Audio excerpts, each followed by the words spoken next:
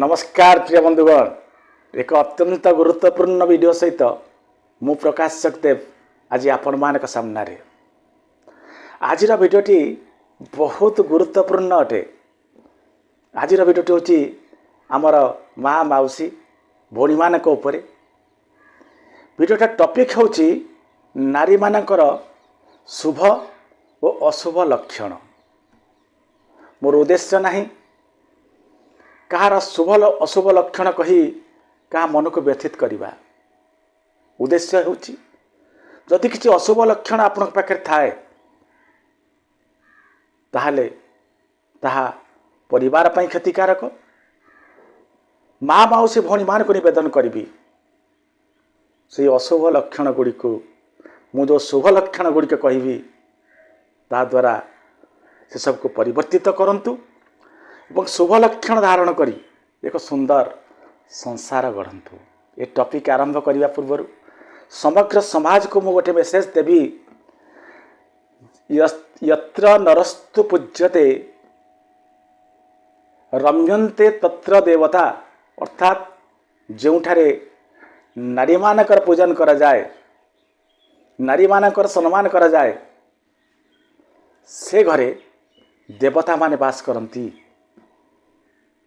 आपण माने मानंतु बा न मानंतु माँ भौणी माने हेले घर लक्ष्मी स्वरूपा।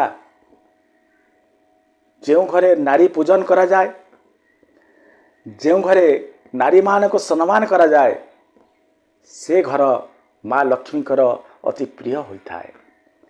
माँ लक्ष्मी कौन सी हालत रे से घर को छाड़ी की जानती नहीं। जदि नारी मानकर अपमान करागला, नारी मान को हेय मनागला, नारी मानकर इज्जत करागला नहीं, ताले माँ लक्ष्मी निजे चली जाई निज भौणी अलक्ष्मी को आपण घरे छाड़ी दियंती। आपण दुखरे रहिया पाई, कष्ट रहिया पाई। तो निवेदन करी शुभ अशुभ गुण से तो अलग कथा, सबु परे भी नारी मान को एक्सेप्ट करंतु, सम्मान दियंतु, आग को बढ़ंतु। कारण नारी बिना एक समाजर परिकल्पना, सुस्थ समाज परिकल्पना करा जाई न पारे। चलतु देरी नक आरंभ कर सुंदर कथाटी आज आपण मान कहूँ। आचार्य चाणक्य देखुंट चंद्रगुप्त मन दुखरे बसी अन्यमनस्क अच्छा। आचार्य चाणक्य जाई पहुँचती चंद्रगुप्त पाखे। चंद्रगुप्त किंतु से तौक बसवा जगह उठी ना। आचार्य चाणक्य एक कथा को साधारण भाव ग्रहण कर, कारण जाशुणी नौठा लोक ये जो चंद्रगुप्त नुहति बहुत सम्मान करते आचार्य चाणक्य को। आचार्य चाणक्य जानी जाइछंती किछि गभीर चिंतार मग्न अछंती। किए ना चंद्रगुप्त प्रश्न करिछंती, वत्स कौन है? सांगे सांगे चंद्रगुप्त उठी प्रणाम करिछंती, कहनि गुरुदेव गोटे प्रश्न मन को आसुछि। से प्रश्न यदि आपण आदेश देबे ताले मु आपन सामने उपस्थापित करी। आचार्य चाणक्य निर्द्वंद्व तुम कर जहाँ मन प्रश्न अच्छी, जहाँ शंका अच्छी प्रकाश कर। सांगे सांगे आचार्य चाणक्य को चंद्रगुप्त कहते, गुरुदेव नारी मानकर शुभ अशुभ संकेत विषय में जाना चाहूँगी। आचार्य चाणक्य हसी देते एवं कहते, नारी मानकर शुभ अशुभ गुण कौन? से माने तो संसार कर्ता कर्ता दैव विधाता। से मानक बिना संसार केबे आग को चले नहीं। हाँ, लोक कथा अनुसार किसी गुण अवगुण कथा मुझे तुमको कहूँ। बाह्य गुण विषय प्रथम आलोचना करवा, तापर आमे आग को जा। बाह्य गुणटी है कौन? जो नारीर नाकर अग्रभाग कला जाई चिन्ह थिबो, से नारी होची भाग्यशाली, शुभ, परिवार मंगलकारी, शाशु घर उन्नतिकारिणी होता है। आउ द्वितीय होची जार आखि भूरा रंग बा मैला युक्त क्लियर नुह। तुम्हें जान से नारी जन कहूँ रागी स्वभाव। यह हूँ एक अशुभ लक्षण। खाली सेतिक नुह, ये परिवार रे जिते बड़े भी कलह सृष्टि हम तुम्हें देख चंद्रगुप्त से नारीर भूमिका निश्चित भाव में थी। तृतीयटी हूँ जो स्त्रीर ଆଙ୍ଗୁଳି ଲମ୍ବା ଏବଂ ପତଳା, ସେ ନାରୀ ହେଉଛି ପତି ପାଇଁ ବହୁତ ଶୁଭ, ପରିବାର ମଙ୍ଗଳକାରୀ, ପରିବାରକୁ ଆଗକୁ ନେବା ବାଲା ସ୍ତ୍ରୀ ବୋଲି ଜାଣିନେବ। ଚତୁର୍ଥଟି ହେଉଛି ଯେଉଁ ନାରୀର ହାତ ଏବଂ ପାଦରେ ଶିର ଚିହ୍ନ ଜଣାପଡ଼ିଯାଉଥିବ, ଶିର ବାହାରିଥିବ, ଶିର ଜଣାପଡ଼ିଯାଉଥିବ, ସେ ଶୁଭ ଲକ୍ଷଣ। ସେ ଘରକୁ ଲକ୍ଷ୍ମୀ ନିଶ୍ଚିତ ଭାବରେ ଆସିବେ, ଆଜି ନହେଲେ କାଲି। ପଞ୍ଚମଟି ମନେ ରଖ, ଯେଉଁ ନାରୀର ରାଶି ହେଉଛି ମେଷ, ମୀନ ଏବଂ ବୃଷ, କିଛି ନ ବୁଝି ନ ସୁଝି ତୁମେ ଜାଣିନିଅ ସେ ନାରୀ ନିଶ୍ଚିତ ଭାବରେ ଘର ପାଇଁ ଶୁଭ। ତା ଅର୍ଥ ନୁହଁ ଅନ୍ୟ ରାଶିର ନାରୀମାନେ ଖରାପ, କିନ୍ତୁ ଏମାନେ ଅତ୍ୟନ୍ତ ଶୁଭପ୍ରଦାୟକ। ଷଷ୍ଠଟି ହେଉଛି ଯେଉଁ ନାରୀର ବାଳ ଲମ୍ବା, ସେ ନାରୀ ହେଉଛି ଶୁଭଙ୍କରୀ ଏବଂ ଏହା ହେଉଛି ଏକ ଶୁଭ ଲକ୍ଷଣ। ନାରୀଟି ପରିବାରକୁ ଠିକ୍ ଭାବରେ ବାନ୍ଧି ରଖିବାରେ ସକ୍ଷମ। ଯେଉଁ ନାରୀର କାନରେ ଚୁଟି ଉଠିଥିବ, ବାଳ ଥିବ, ତୁମେ ଜାଣିନିଅ ସେ ନାରୀ ତା ଜୀବନରେ ନିଶ୍ଚିତ ଭାବରେ କଠିନ ପରିସ୍ଥିତି ଦେଇ ଗତି କରିବ। ଅନେକ ସମୟରେ କଳିର କାରକ, କିଛି ନଥାଇ ମଧ୍ୟ ସବୁ କଥାରେ ମୁଣ୍ଡ ପୁରାଇ ଘରକୁ ନିଶ୍ଚିତ ଭାବରେ ଅଶାନ୍ତି ପ୍ରଦାୟକ ହେବ ସ୍ତ୍ରୀ ଜଣକ। ଏହାପରେ ମନେ ରଖ, ଚନ୍ଦ୍ରଗୁପ୍ତ ଯେଉଁ ସ୍ତ୍ରୀ ଚାଲିଲା ବେଳେ ଗୋଡ଼ ଘୋଷାରି ଘୋଷାରି ଚାଲେ, ପାଦ ଘୋଷାରି ଘୋଷାରି, ସେ ହେଉଛି ଅଶୁଭ ଲକ୍ଷଣ। ସେ କେବେ ଶୁଭ ଲକ୍ଷଣ ଯୁକ୍ତ ମହିଳା ନୁହନ୍ତି। ଏହାପରେ ଯେଉଁ ନାରୀଙ୍କର ଅଭ୍ୟାସ ସବୁବେଳେ ବେକକୁ କେମିତି ବଙ୍କା କରି ରଖିବା, ସେ ନାରୀ ନିଶ୍ଚିତ ଭାବରେ ନିରାଶା ସ୍ୱଭାବର। ସେ ସବୁବେଳେ ନେଗେଟିଭ୍ କଥା କହିବେ, ପ୍ରତ୍ୟେକ ଜିନିଷରେ ସେ ନେଗେଟିଭିଟି ଖୋଜି ବୁଲିବେ, ନକାରାତ୍ମକତା। ଏବଂ ଯେଉଁ ସ୍ତ୍ରୀର ମଥା ଲମ୍ବା, ସେ ସ୍ତ୍ରୀ ନଣନ୍ଦ ଏବଂ ଦିଅରଙ୍କ ପାଇଁ ଅନେକ ସମୟରେ ସମସ୍ୟା ସୃଷ୍ଟି କରିବେ, କାରଣ କଳି ଝଗଡ଼ା ଏ ନଣନ୍ଦ ଆଉ ଦିଅରଙ୍କ ସହିତ ତାଙ୍କର ହେବ। ଯେଉଁ ସ୍ତ୍ରୀଙ୍କର ଜୀବ ଲାଲ ଏବଂ କୋମଳ, ସେ ହେଉଛନ୍ତି ମିଷ୍ଟଭାଷୀ, ଭାଗ୍ୟଶାଳୀ। ଆଉ ଯେଉଁ ନାରୀର ପାଦରୁ ଝାଳ ବୁହେ ନାହିଁ, ଯାହା ଜନ କାହିଁକି ଝାଳ ବହିବନି ପାଦରୁ, ସେ ନାରୀ ଅତ୍ୟନ୍ତ ଶୁଭ।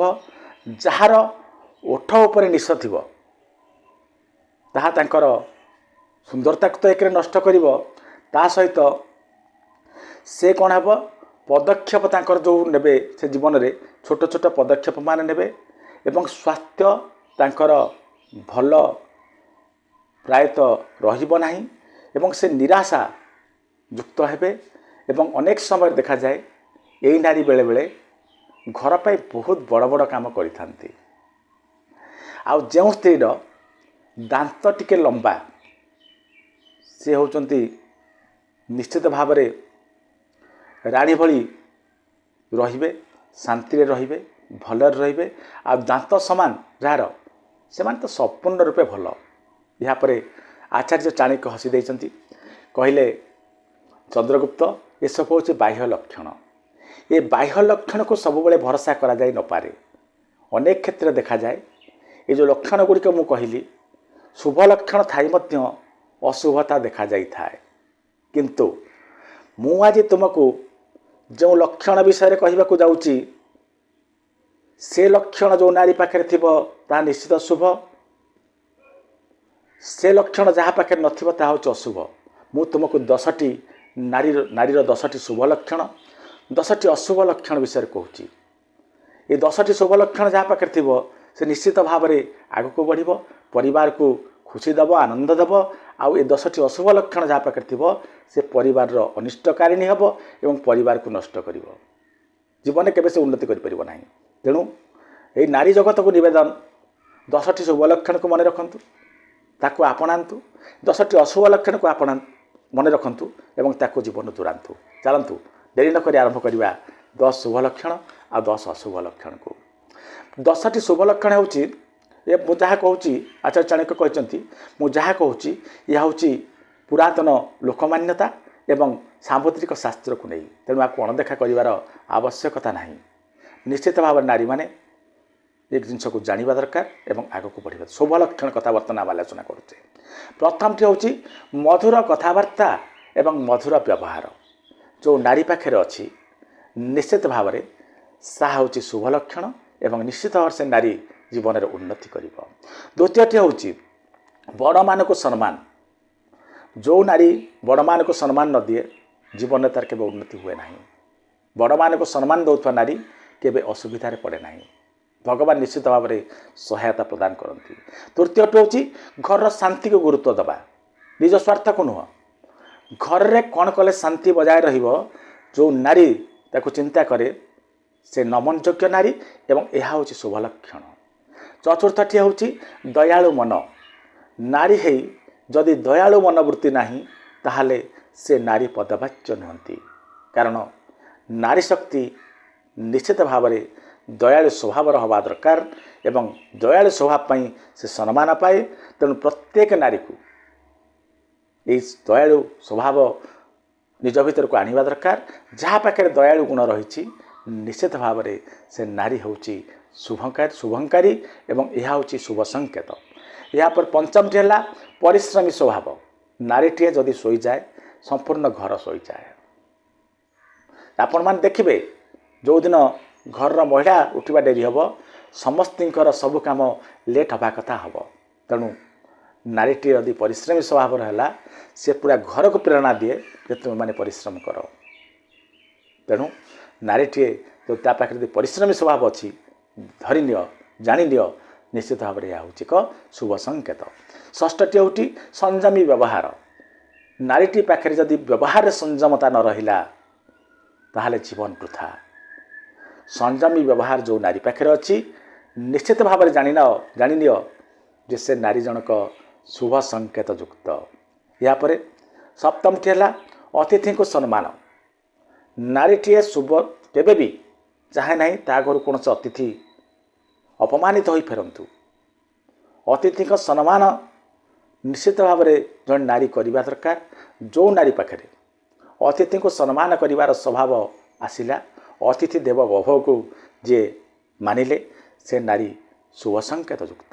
ଏହାପରେ ଅଷ୍ଟମଟି ହେଉଛି ଯେଉଁ ନାରୀ ବିନା ଯୁକ୍ତି ତର୍କରେ ନିଜ ଭୁଲକୁ ସ୍ୱୀକାର କଲେ ସେ ନାରୀ ହେଉଛନ୍ତି ଶୁଭ ସଂକେତ ଯୁକ୍ତ।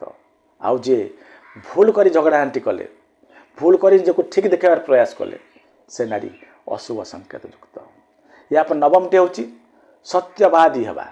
ଯେଉଁ ନାରୀ ପାଖରେ ସତ୍ୟବାଦିତା ଅଛି ଯାହା ହେଇଯାଉ ନା କାହିଁକି ସତ୍ୟ ସେ କହିବାକୁ କେବେ ଡରିବେ ନାହିଁ ସେ ନାରୀ ହେଉଛନ୍ତି ଶୁଭ ସଂକେତ ଯୁକ୍ତ। ଏବଂ ଯେଉଁ ନାରୀ ଅନ୍ୟମାନଙ୍କ ସଫଳତାରେ ଖୁସି ହୁଏ, ଈର୍ଷା ନ କରି ଖୁସି ହୁଏ ସେ ନାରୀ ଶୁଭ ସଂକେତ ଯୁକ୍ତ। ତେଣୁ ଏ ସମଗ୍ର ଜଗତର ନାରୀମାନଙ୍କୁ ନିବେଦନ କରିବି ଏଇ 10ଟି ଶୁଭ ସଂକେତକୁ ନିଜ ଭିତରକୁ ଆଣନ୍ତୁ। ବର୍ତ୍ତମାନ ଆମେ ଆରମ୍ଭ କରିବା ନାରୀମାନଙ୍କ ପାଖରେ ଥିବା ଅଶୁଭ ସଂକେତ ଯାହା ପରିବାରକୁ ଜାଳିଦିଏ, ଯାହା ଘରର ଶାନ୍ତିକୁ ନଷ୍ଟ କରେ, ଯାହା କେବେ ବି ପରିବାରକୁ ଆଗକୁ ବଢ଼ିବାକୁ ଦିଏ ନାହିଁ, ପରିବାରକୁ ଉନ୍ନତି କରିବାକୁ ଦିଏ ନାହିଁ। ସେ 10ଟି ଯେଉଁ ଅଶୁଭ ଲକ୍ଷଣ ନିବେଦନ କରିବେ ଆମର ମା ଭଉଣୀମାନଙ୍କୁ ସେ ଅଶୁଭ ଲକ୍ଷଣକୁ ଚେଷ୍ଟା କରନ୍ତୁ ଛାଡ଼ିବାକୁ, ଶୁଭ ଲକ୍ଷଣକୁ ଧରନ୍ତୁ, ଆଗକୁ ବଢ଼ନ୍ତୁ। 10ଟି ଅଶୁଭ ଲକ୍ଷଣ ଚାଲନ୍ତୁ ଆରମ୍ଭ କରିବା। ପ୍ରଥମଟି ହେଉଛି ସବୁବେଳେ ମିଛ କହିବା। କେତେବେଳେ ତାଙ୍କ ପାଟିରୁ ତୁମେ ଶୁଭ ସତ ଜିନିଷ ପାଇପାରିବ ନାହିଁ। ମିଛ କହିଲେ କ'ଣ ହୁଏ, ଆପଣଙ୍କର ଯେଉଁ ସମ୍ମାନ ଘରୁ ପାଇବା କଥା ସମ୍ମାନ ଆପଣଙ୍କୁ ମିଳେ ନାହିଁ। କାରଣ ସମସ୍ତେ ଜାଣିଛନ୍ତି ଆପଣଙ୍କୁ ଯାହା କହିବେ ଆପଣ ମିଛ କହିବେ। ତେଣୁ କେହି ପଚାରିବେ ମାନେ ଏକ ସମୟ ଆସିବ କେହି ଆପଣଙ୍କୁ ପଚାରିବେ ନାହିଁ। କାରଣ ସମସ୍ତେ ଜାଣିନେବେ ଯେ ଲୋକ ମିଛୁଆ, ଆକୁ ପଚାରିକି ଲାଭ ନାହିଁ। ତେଣୁ ତା ଦ୍ୱାରା ଆପଣଙ୍କ ୱେଟେଜ୍ କମିବ। ତେଣୁ ଯଦି ଏଇ ଲକ୍ଷଣ ଅଛି ତାକୁ ଛାଡ଼ନ୍ତୁ, ଅଶୁଭ ଲକ୍ଷଣ।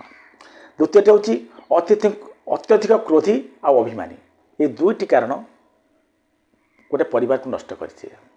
ଗୋଟେ ମହିଳା ଯଦି ଟିକେ କଥାରେ କ୍ରୋଧୀ ହେଲେ, ଟିକେ କଥାରେ ରାଗିଲେ, ଟିକେ କଥାରେ ଅଭିମାନ କଲେ, ଅଭିମାନ କ'ଣ ପାଇଁ କରୁଛନ୍ତି କାହାକୁ କହିବେ ନାହିଁ, ମନେ ମନେ ଅଭିମାନ ହେଇ ରହିଲେ, ତା ଦ୍ୱାରା ପରିବାର ନଷ୍ଟ ହୁଏ।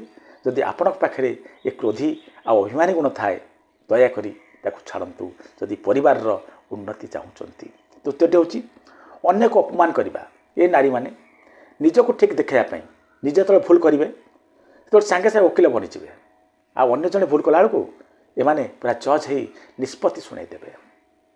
ତେଣୁ ଏମାନେ ଅନ୍ୟକୁ ଅପମାନିତ କରି ଆନନ୍ଦିତ ହୁଅନ୍ତି। ଅନ୍ୟକୁ ହୃଦୟକୁ ଆଘାତ କରି ଏମାନେ ଶାନ୍ତିରେ ରହିବାକୁ ପସନ୍ଦ କରନ୍ତି। ଇଏ ହେଉଛି ଖରାପ ଲକ୍ଷଣ। ତେଣୁ ଏ ଲକ୍ଷଣ ଛାଡ଼ନ୍ତୁ। ଏହାପରେ ଚତୁର୍ଥଟି ହେଲା ଈର୍ଷାଳୁ ସ୍ୱଭାବ। ଈର୍ଷା ପ୍ରଥମେ କ'ଣ କରେ, ଅନ୍ୟ କାହାକୁ ଜାଳିବା ପୂର୍ବରୁ ପ୍ରଥମେ ଯିଏ ଈର୍ଷା କରେ ତାକୁ ଆଗେ ଜାଳେ, ତା ମାନସିକ ସ୍ଥିତିକୁ ଆଗେ ନଷ୍ଟ କରିଦିଏ। ତେଣୁ ଯେଉଁ ନାରୀ ପାଖରେ ଈର୍ଷା ସ୍ୱଭାବ ରହିଲା ତାହା ଏକ ଅଶୁଭ ଲକ୍ଷଣ। ମୋ ନାରୀମାନେ, ମା ଭଉଣୀମାନେ ନିଶ୍ଚିତ ଭାବରେ ସ୍ୱଭାବକୁ ଛାଡ଼ନ୍ତୁ, ଦେଖିବେ ଜୀବନରେ ସଫଳ ହେବେ। ଏହାପରେ ପଞ୍ଚମଟି ହେଲା ବିଶ୍ୱାସଘାତକତା। ସଂସାର ଚାଲେ ବିଶ୍ୱାସରେ। ଛୋଟ ଛୋଟ କଥା ଯେଉଁଥିରେ ଆପଣ ବିଶ୍ୱାସଘାତୀ ବୋଲି କେହି ଜାଣିଗଲେ ତାହେଲେ ଆପଣ ସମ୍ପର୍କ ସମ୍ପୂର୍ଣ୍ଣ ରୂପେ ନଷ୍ଟ ହୋଇଯିବ। ଆପଣଙ୍କୁ କେହି ପସନ୍ଦ କରିବେ ନାହିଁ। ତେଣୁ ନାରୀ ଜଣେ କେବେ ବିଶ୍ୱାସଘାତକତାକୁ ପ୍ରଶ୍ରୟ ଦେବା କଥା ନୁହଁ। କାରଣ ଆପଣ ହେଉଛନ୍ତି ସମ୍ମାନ ଯୋଗ୍ୟା। ଏଇ ଛୋଟିଆ କଥାଟିଏ ବିଶ୍ୱାସଘାତକତା ଆପଣଙ୍କ ଚରିତ୍ରରେ ଦାଗ ଲଗାଏ। ତେଣୁ ନିବେଦନ କରିବି ଛାଡ଼ନ୍ତୁ। ତାର ଷଷ୍ଠଟି ହେଲା ଅନ୍ୟର ଦୁଃଖରେ ଖୁସି ହେବା। ଯେଉଁ ନାରୀ ଅନ୍ୟର ଦୁଃଖରେ ଖୁସି ହେଇପାରିଲା, ନାରୀ ପଦବାଚ୍ୟ ନୁହେଁ। କାରଣ ନାରୀ ହୃଦୟ ସବୁବେଳେ କୋମଳ। ସେ ସବୁବେଳେ ଅନ୍ୟର ଦୁଃଖରେ ଯଦି ଆହା ପଦ ବାହାରିଲା ତାହେଲେ ଜାଣନ୍ତୁ ସେ ନାରୀ ପାଖରେ ଶୁଭ ସଂକେତ ରହିଛି। ଯଦି ନାରୀଟିଏ ଅନ୍ୟର ଦୁଃଖ ସମୟରେ ବି ହସି ପାରୁଛି ତାହେଲେ ଜାଣନ୍ତୁ ସେ ନାରୀ ପାଖରେ ହୃଦୟ ନାହିଁ।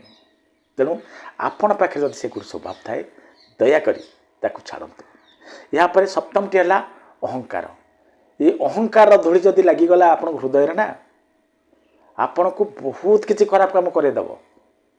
ତେଣୁ ଏ ଅହଙ୍କାରର ଧୂଳି କେବେ ଆପଣଙ୍କ ହୃଦୟରେ ଲାଗିବାକୁ ଦିଅନ୍ତୁ ନାହିଁ। ଅହଙ୍କାର ଯେଉଁ ନାରୀ ପାଖରେ ରହିଲା ତାହା ହେଉଛି ଖରାପ ସ୍ୱଭାବ। ସେ ସ୍ୱଭାବକୁ ଆପଣମାନେ ଛାଡ଼ନ୍ତୁ।